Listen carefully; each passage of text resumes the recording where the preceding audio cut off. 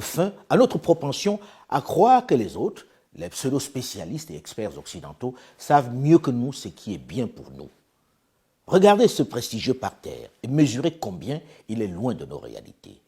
Combien ces solutions sont stéréotypées et dangereuses pour la cohésion de nos pays aux frontières artificielles qu'ils ont créées pour mieux nous tenir. Il y a une sortie possible, mais qui est une sortie qui va passer par un règlement politique. Et ce règlement politique pourrait être, nous l'avons juste évoqué en introduction, une solution fédérale pour le Mali, qui prendrait en compte cette diversité. Si on applique comme on l'a fait pour l'élection présidentielle, une élection au suffrage universel général pour l'ensemble du Mali, de façon mécanique, la population noire du Sud, qui est majoritaire à 90%, va imposer ses volontés à l'ensemble de la population malienne et aux 10% qui tiennent 50% du pays au nord.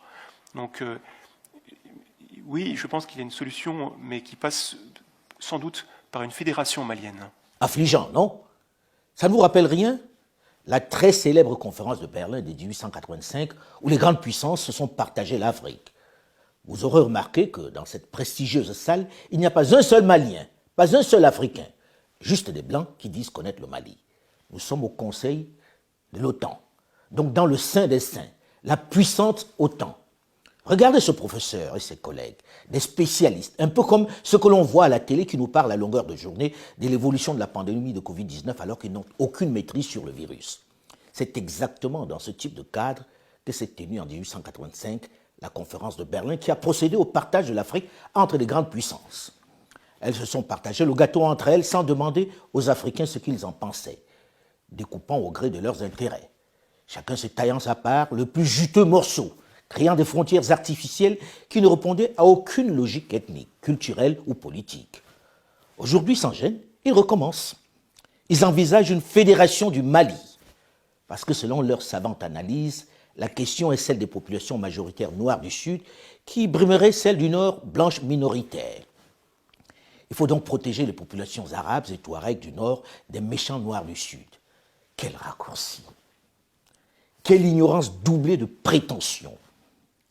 Et au passage, on sort la sempiternelle rengaine de la corruption de nos autorités qui auraient détourné tout l'argent donné.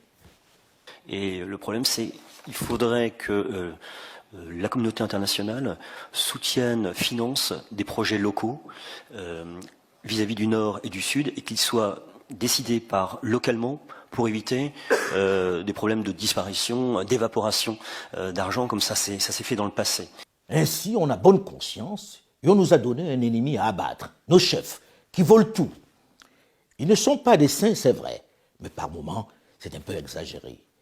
Et leur faiblesse est de ne pas souvent avoir eu le courage de dire la vérité